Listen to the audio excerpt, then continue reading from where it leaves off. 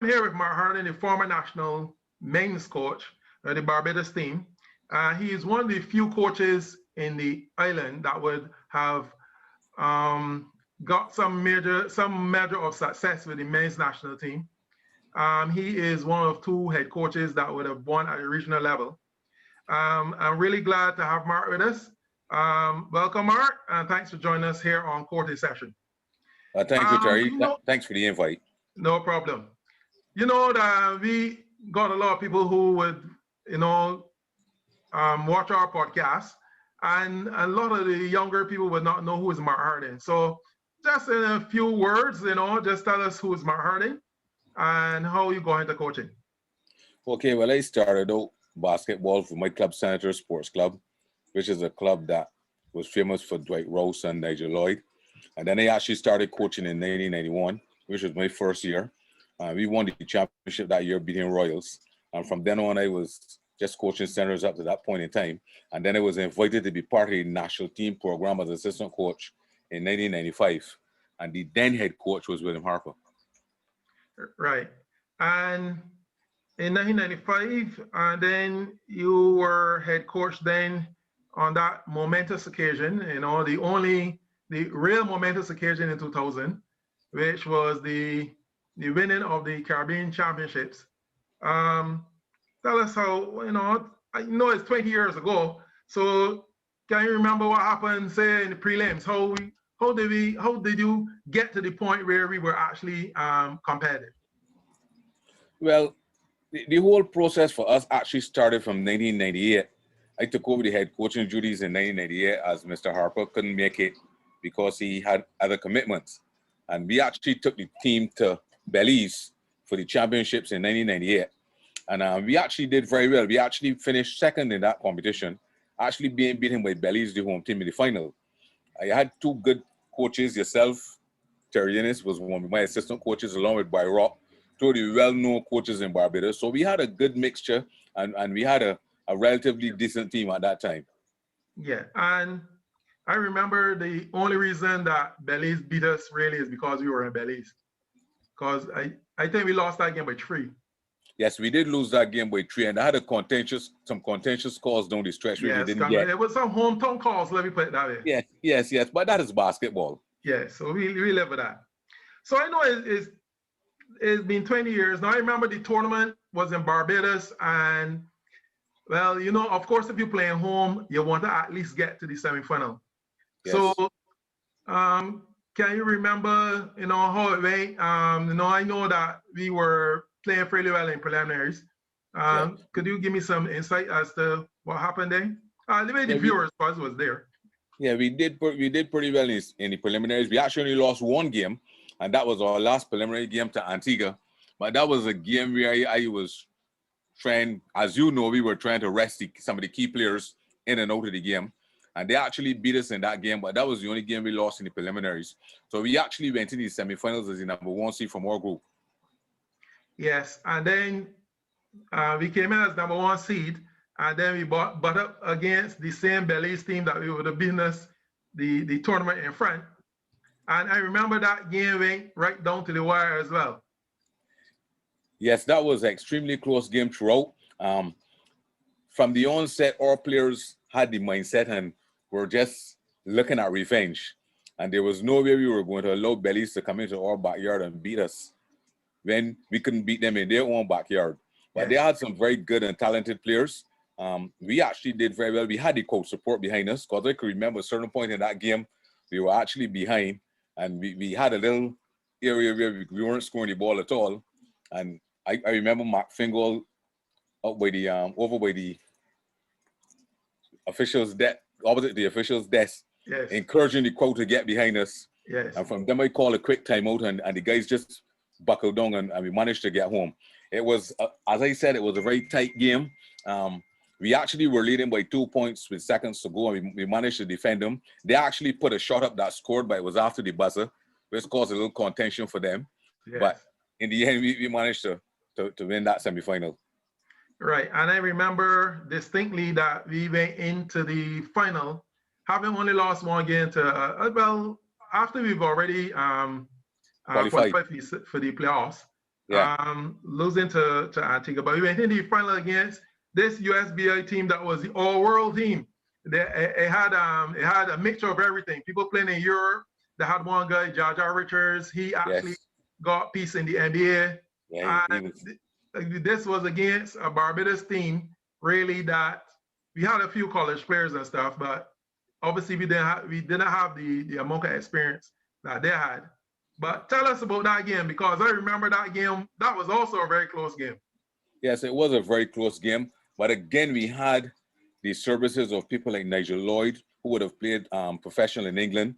And he was coming near the end of his career at that time, but he was the captain and the court leader. In addition to that, we had who I thought was one of the better players I would have seen coming out of Barbados in my time, which is Andrew Allen. And he was part of that squad. And in addition, we had Mario Lane, who was just back from college, young youngster. And we also had Victor Payne and Sean Esway. These were the overseas guys that we had that blended in well with our local players. But that was a very close game. It was very tight coming on to the end. And if you can remember correctly, coming on to the end of that game, I think Victor Payne had 2 dunks, one over the Jaja Richards that brought the crowd to his feet. Yes. And we managed to win that game by 5 or 6 points going away down the stretch. Yes. And I remember that it was pandemonium. Actually, you will see some pictures of how the gym was, and it's unbelievable as you can see the pictures here with with the gym actually full to capacity. Actually, at one point they decided not to take any more money because they didn't have any room to put anybody, so just let them come in and find a spot.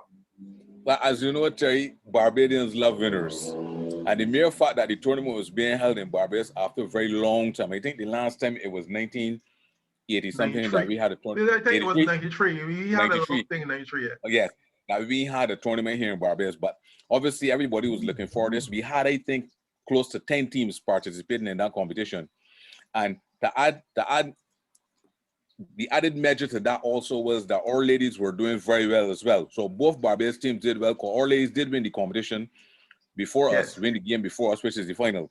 Yeah. So as you go on and you were winning, the interest was generated throughout the entire island. And unfortunately, we had to turn back people that night because the gym was just jam-packed to capacity, packed to capacity. Yes.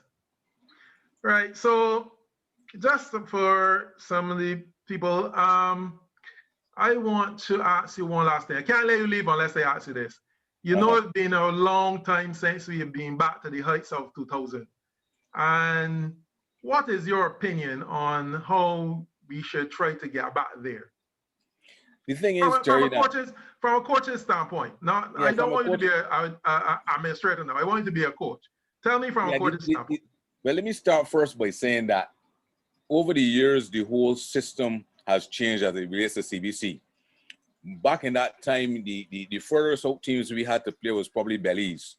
Yes. But now they have changed up the whole format. So you're in the group now with Puerto Rico and Dominican Republic and Cuba, which makes it even tougher now. A lot of those countries, especially Dominican Republic and Puerto Rico, obviously have players exposed to the US collegiate thing. Yes.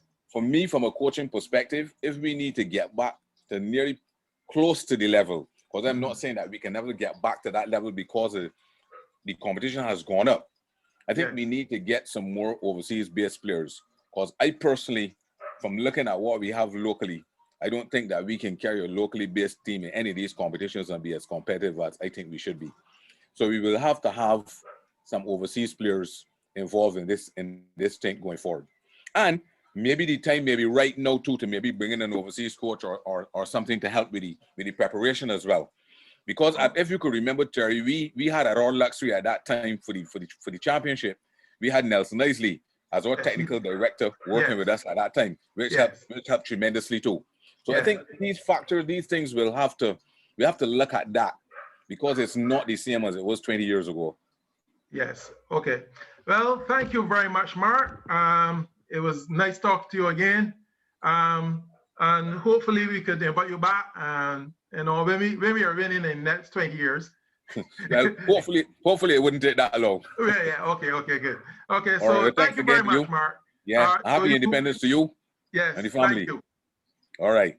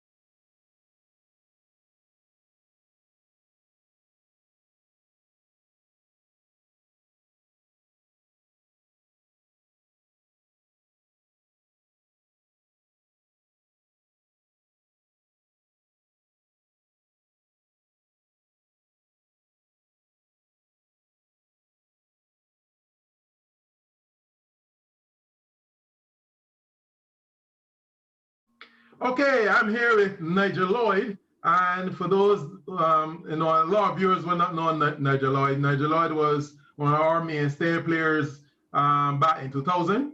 And he's consented to join us and give his perspective of what happened in 2000. But first, before we go any further, I just want you, Nigel, to just give us, just for the viewers, just give them a little background. Who is Nigel Lloyd? Oh, okay. First of all, welcome everyone. I'm real honored to be asked to come and talk a little bit about our experiences in 2000, because that was some of the greatest basketball of our life and greatest moments of our lives. The ones that played, and also, represent the country at home.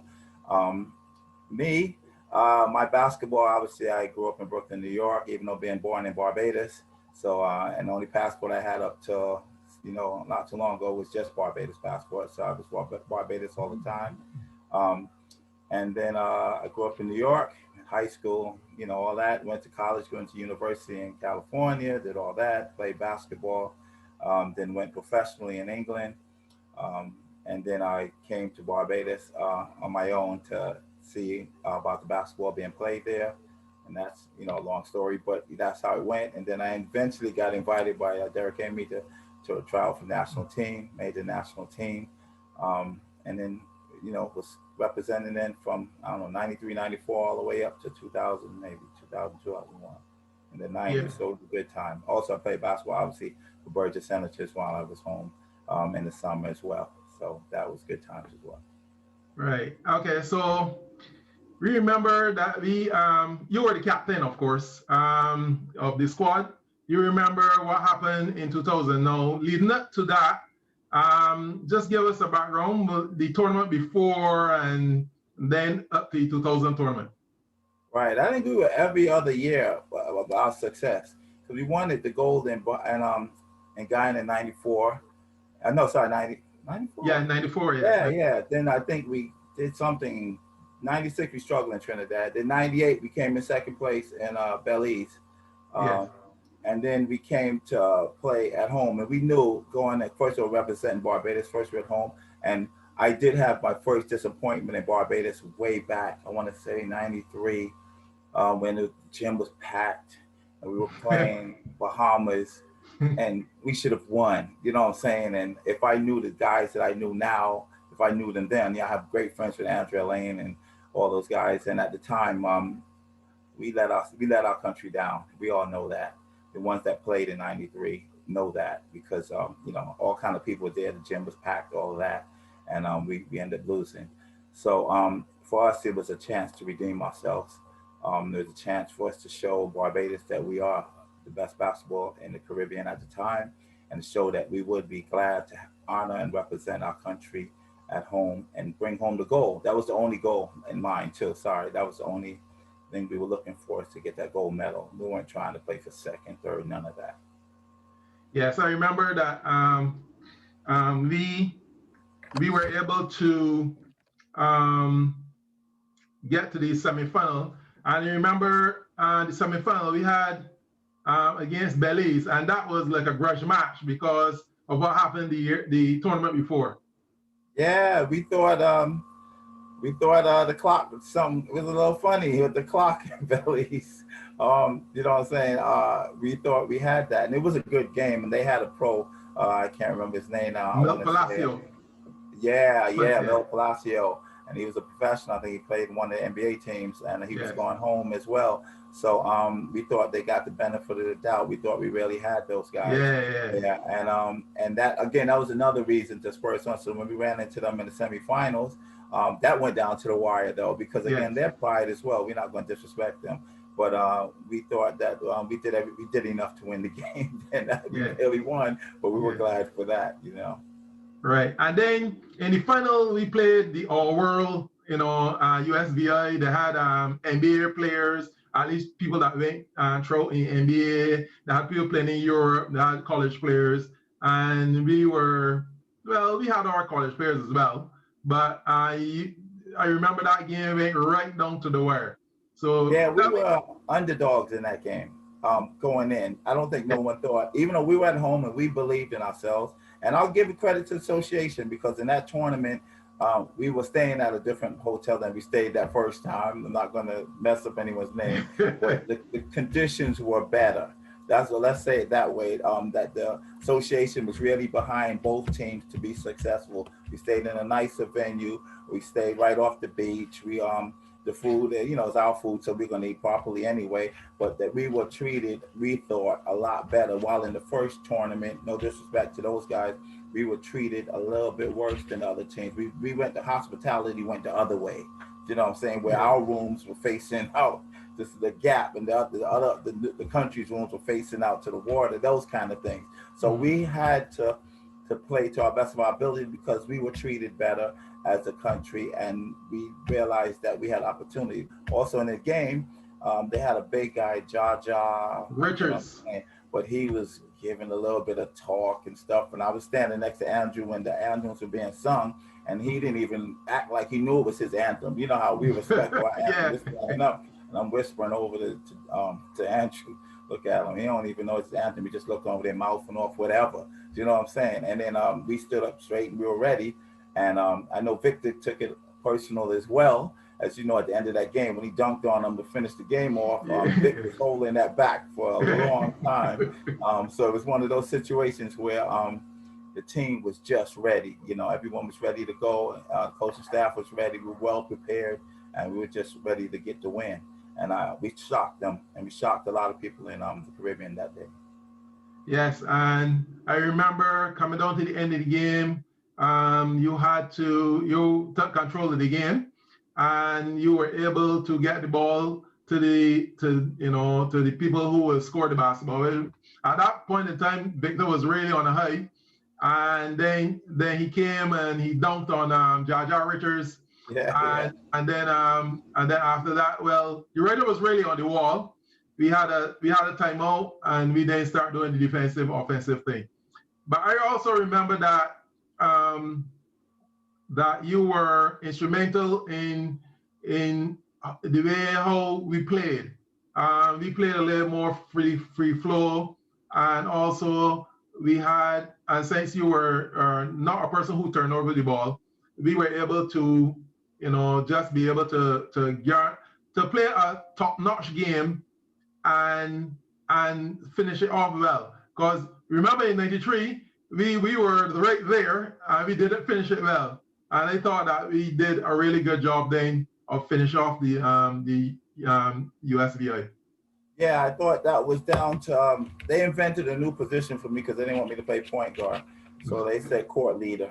I'm gonna tell you, I was there. So anyone that was in the room knows. Yeah, so we had at the time I was a captain, but at some point when Dwight was captain before, they knew I had a lot of leadership skill as well. So they would say, okay, just as the captain, you're going to be the court leader. So in that time, I wasn't the main point guard. We had either Pete brought it up or either Leacock brought it up. But when they got in the clutch, it made it easier because then I'm going against two guards. I can bring it up, I can set it up. I'm a good free throw shooter, and I played point guard my whole life. So just in Barbados, because I was a little bit taller than the other guys, they made me the point guard. They put them the point guard, which I don't mind because, again, that's what you call sacrificing for your country. You don't always get to play in the position that you want to play, but you just want to try to help your country win. So in those situations, that's what it was. It came down to the end. I knew that if I brought the ball up and they fouled me, I'm going to hit the free throw. Granted, I missed one or two, but, that haunts me now, but that's not a problem. When my kids watch the replay of it, they're like, look at your free throw. But you know what I'm saying? Those are my harshest critics. But it is one of those situations where we were able to get the ball to the right people. Victor penetrated on the wing. Jaja jumped. He dunked it. Andrew was always MVP. He was always going to be the best player in the Caribbean. There was a chance for the other people to see how he could do it. Leacock, I remember hitting a deep three-point shot in that game. And that was also because when we used to go and shoot, even though Barry Rock didn't like that, Leacock and myself, Victor, we would go shoot during that summer. We just worked on our shots. And that was one of the shots we shot from a deep top of the key three-point shot. So that was just a regular shot for us, but no one was ready for that. So when Leacock hit it, I knew he could because we had been doing that the whole summer.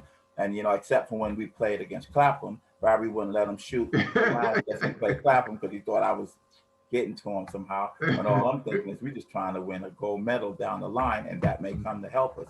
So Ryan Leacock hitting that big, deep three-point shot was another key as well for us. So I thought all those things came to play just at the right time. Yeah. So fast forward now to 2020. Well, we all know we are in the middle of a pandemic and all the other stuff. But tell us exactly what Nigel Lloyd is doing right now. Well, I'm the player development officer for the London Lions, and that's the professional team here. We are selecting the roster, picking the team. We have a great group of guys today. We got an NBA, ex-NBA guy, DeAndre Liggins, who played at Kentucky. He's now playing with us. And also he played with LeBron in the NBA. And, you know, you can look him up. I ain't gonna try. We're not selling him. But he's playing unbelievable. And the guy named Kevin Ware, he played Louisville. So we have a good nucleus of great guys. And we have Andre Lockhart. That's what was my co-captain the last time when we won bronze medal in Suriname. Yeah, Suriname. Yeah. Right. So yeah, it feels like ages ago. Even though I talked to them guys on the regular, we got a little group chat, and they give me a lot of grief. But that whole team. But yeah, so Locke's playing on the team, and Locke's playing as great as basketball. That's what's so disappointing. Our grand global pandemic. We don't understand what's going on in the world right now, but for some of the guys, I'm feeling for them because Lockhart is playing his best basketball I've seen him play in a long time. And if he was able to come back last summer or anything this summer, he's playing unbelievable. He's in great shape. We're practicing the daytime, we're going 2 days at a time, and everyone's working on their game. But you know, it is what it is. But yeah, so we put that team together. And also, I work at a Catholic school that run again, just cover everything. I run cover and I do basketball and all that at a secondary school here. So my kids went here, Joshua went here, Boucher went here. So yeah, and we won everything here. So it's just the game. Oh yeah. Well, don't forget that. Yeah, we won. You got to keep it and keep it real. So that's what is happening as well. Okay. All right. Thank you very much, Nigel, for coming on and helping us out here. We are now going into our the player section of how the 2000 championships going. So hopefully if everything goes well, we'll invite you back and you'll be able to tell us a little bit more of what you're doing in the UK. And I want to thank you for participating. All right, thank you very much, and anytime for sure, Terry. Yeah. Okay. Thanks.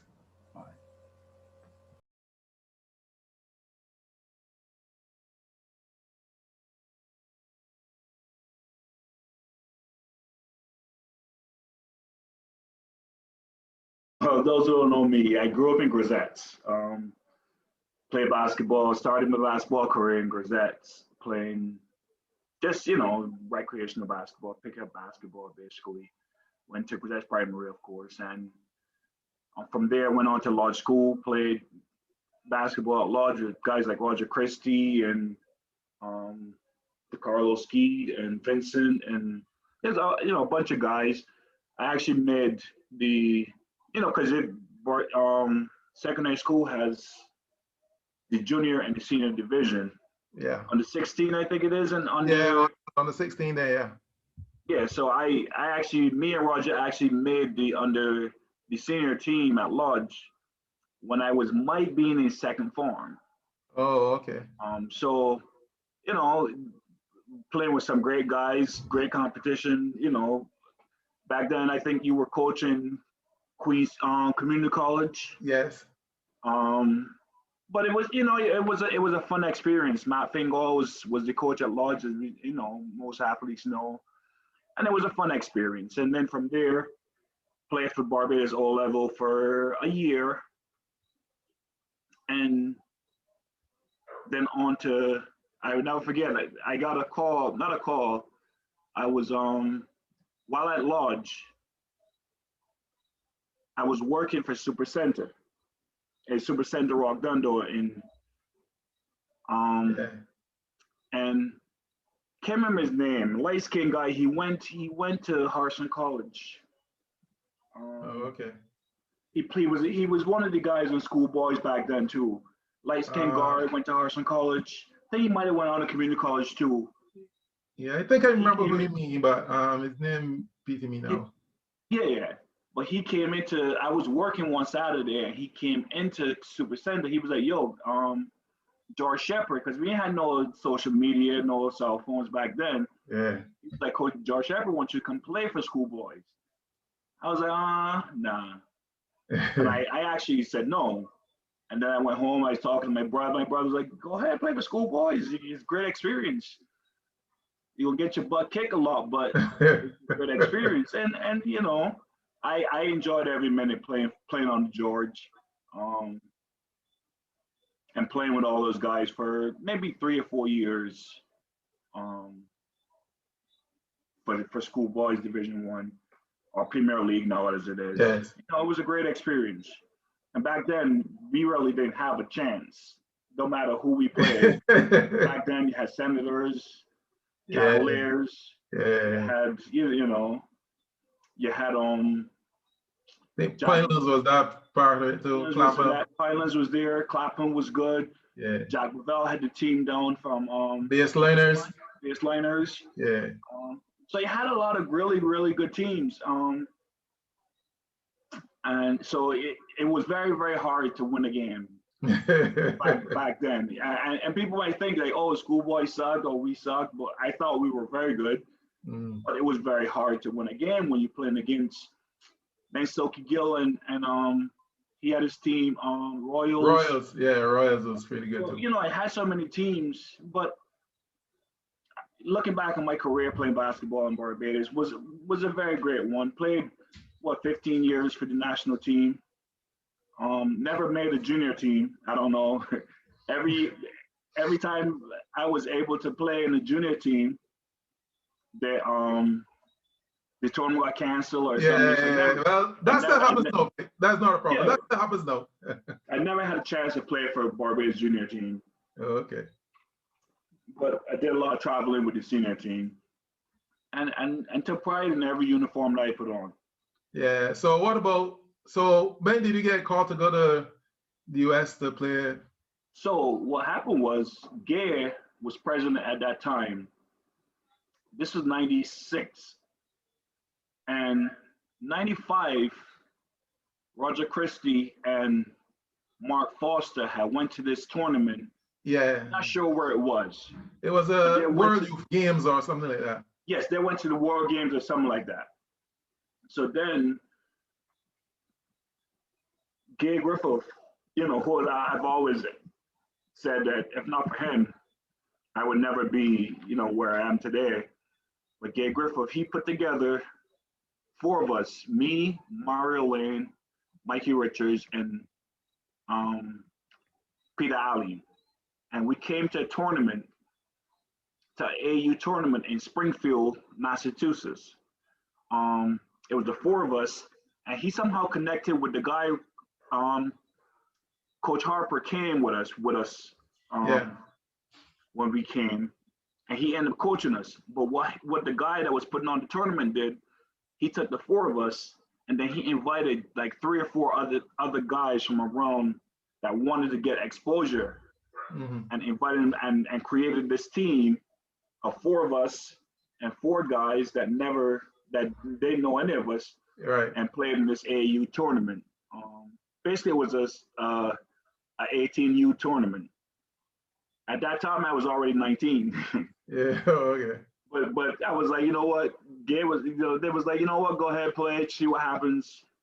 And that's where I got my scholarship from, because at that, in the spring of '96, that's when Howie Dickerman he got hired to coach Central Connecticut from UConn. Yeah. So he was recruiting up there. He saw me, and you know, the rest is basically history. Yeah. So let me get closer to what we are talking about, which is that 2000 team. Can you remember anything that happened to the builder of the tournament? A lot of nerves. Oh, okay. I mean, when you say what, if I remember anything, you mean specific, like? Yes, that's how you know was the tournament built? What was the tournament build up for you like? Were you know where do you go? you know?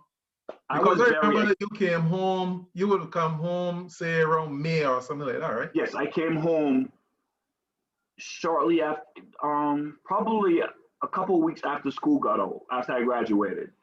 So I came home somewhere around the beginning of June. Oh, okay. And then that's when the team was picked or they started, I'm not sure if they started selections around that time, but that's when we started practicing. We would practice at community college. Yeah, We would practice at Springer. yeah, And it was luckily for me when I came back, unlike a lot of the other guys that were local guys, I was in pretty good shape yeah, because I was playing basketball all year round. I was lifting. I never, even when our season ended in the NCAA tournament, I never stopped lifting. I never stopped working out because I was preparing to come back to Barbados to play for the national team in front of Barbados. So for me, it was like huge excitement because, even growing up, I used to go a lot of soccer matches. I grew up in Kensington Oval, yeah, watching cricket, watching West Indies cricket, watching Barbados cricket, because my dad used to work within state government, right. and he used to always always sell tickets Yeah, at Kensington. He was always one of the people to sell tickets, so I would just go to Kensington, and he would, go to this stand, and this yeah. person, they can let you in. I used to go to cricket by myself. Oh, So okay. it was a feeling of like I'm in front of my home crowd to play basketball. I'm expecting it to be pretty good. So in my mind, I didn't want to lose anything shape wise. Yeah, Like when I get down there, I was like, I want to be in great shape. I want to be ready physically, And preparation was. I took preparation very serious. I took practices very serious. I took everything very serious because I really truly feel it. Like I was like, we got a good team. We can win this, yeah, And I wanted to. Plus, I'm on that still high of the NCAA tournament yes. and winning in college. So I wanted that high to just keep going throughout the summer. Right. And I remember, so we played Belize in semifinal. And Yes. I remember that game was real close. Neil Yep. Booker. And I remember even before the semifinals, our last group game we played. Antigua, I think we played Antigua. But it was a day game. Yes. And we, yeah. Because they really wanted a lot of the school children to come and watch. Yeah. So it was a day game. And I didn't have my best game that game either. Well, I spoke to, well, I remember that I was part of the coaching staff, and I remember that we were trying to rest you all to play in the semifinal, really. So we did a lot of most of our top guys were sitting while the other people played. I think we lost that game to Antigua. We did. And actually Antigua started to feel real. They felt really good. I don't know why, but anyway, they beat Barbados, so everybody was happy. But I remember we played the game, and then we played Belize in semifinal. Yes. And I remember that game was really close, and it came down to like a last second sort of shot, sort of thing. I remember it really being close. I remember us pulling it out in the last minute. I think if I remember correctly, Nigel might have made a three. We had a couple of defensive stops, and but it was very, very close. Yes. But it became added pressure. Because you're playing home. One, because they're playing home, and two, we probably just watched the women win and get ready to go to the final. So we're like, so to me, in my mind, I'm like, I'm thinking, I mean, I never said anything to anyone, but I'm thinking, we can't let these women down. Like, correct. So in my mind, that's what I'm thinking. Like, we can't let these women down and lose to Belize. Yeah. You know, but I think I might have cramped up during halftime or something, but the whole experience was that semifinals was. I gotta look and see if I could find the DVD because I think I have it somewhere. Right. And then the final, we played against the All World USBI, and they had a couple of people who would have played in the NBA or throughout with NBA teams. That people were playing in Europe. They had college players. It was a real All World team. Actually, Yes. I think we went in as underdogs, really. We probably did because I was watching because you know the last couple of years the CARICOM was in. Yeah, we had one in Belize, and then they had one in Trinidad. No, I'm talking about last year or the year before. Oh, okay.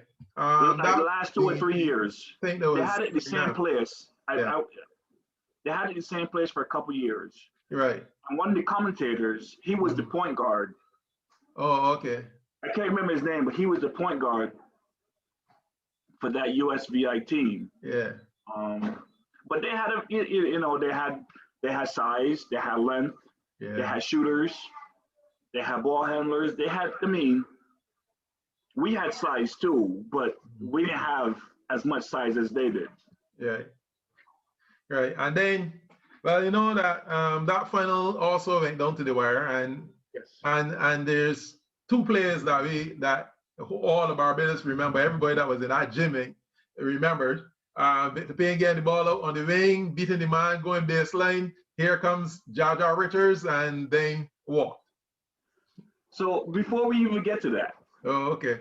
I was playing. I would never. I always remember this game, and I was playing. I was having an okay game, but nothing spectacular. You know, okay. And Bouncer in the second half, y'all put Bouncer in probably with about 8 minutes to go in the game because Jaja Richards was too big and the other guy, so they needed some size. So they took me out and put Bouncer in. And I was saying to myself, geez, I probably had like 6 points to that point, a couple of rebounds, nothing was bouncing my way, and I just was like, I was feeling frustrated. But I said, you know what? It's all for the team. And I said to Bouncer, Bouncer, go out there and you know, Bouncer then he might have, when he went on, scored the next 4 points. He caught the ball in front of our bench, like the short corner, and made a little jumper. And then he caught the ball the next possession and did a little up fake. Jaja Richards went for the little up fake. He drove and made a layup. And it was 3 minutes to go. And I'm like, Bouncer, you kill him. He came off on the Bouncer, you kill him. I said, kill him. Bouncer comes to the bench and says to Mark, put Victor back in. I said, Bouncer, you kill him. He was like, put Victor back in. Was it 3 minutes? It's probably 3 minutes to go in the game. And I said to myself, this man must be crazy. But in my mind, I'm like, redemption. Yeah. So that's when, you know, you say people got, you know, basketballers, you should have a sharp memory. Yeah. And in my mind, I was like, I forget about everything else that happened up to that point. And then I remember, you know, everything else after that was just basically the highlight of my basketball career. Yeah. I remember, well, you know, the gym was packed to capacity. And you got the ball on the I think that was the left side and came in on the left side. Yeah, drive past one person, Jaja Richards come over from the weak side, and then there was pandemonium. So before that, Jaja Richards had blocked my shot, but I got fouled. And I went to the line and made free throws because I don't know if I got an offensive rebound or what it was, but I ended up shooting 2 free throws. and probably 2 possessions or 2 or 3 possessions before that. Then Nigel came down and Nigel got fouled and he made free throws, but it was still a close game. Yeah. In my basketball career, Roger Christie, anyone that went to Lodge would tell you, he's right-handed, but don't let him drive left. Yeah. For some reason, left was always comfortable driving. Yeah. So when Nigel passed the ball to me on the wing, I don't know his name. He was like heavy set. He was probably a little bit taller than me. Yeah. He was guarding me. He came out, he closed out, he didn't close out good enough. Yeah. Yeah. So when I put the ball on the floor, he was already beat. So I said to myself, okay, all these things going through my head. I can't take 2 steps because it'll give Jaja Richards time it'll give him timing. Mhm. But so in my mind, I'm like, dribble, 1 step, and dunk, rather than 1-2 layup Yeah. or 1-2 dunk. Dribble, pick it up, 1 step, and dunk. And in my mind, from the drive, as soon as I realized he was beat, Yeah. I was like, if he gonna block me, he gonna block this dunk Yep. without a doubt. Yeah. And I remember like feeling like, even I can even feel it now. Even sometimes when, because I think I posted the clip on YouTube and Celia Cullimore had posted it last year because of the 20th anniversary. Yeah. She had posted it, and it brings back butterflies. People, people message me all the time. Victor, that was one of the greatest players ever. Yeah. But to me, that whole summer was a tremendous summer. Summer 2000, I think, will always go down as the best summer of athletics in Barbados. We won the men, we won the women. The Barbados football team, Yeah. They beat Costa Rica. Yeah. They beat Costa Rica 2-1. Yeah. Then The volleyball came. Yeah. Basketball, men and women won. Yeah. So it was just a great summer for athletics in Barbados. And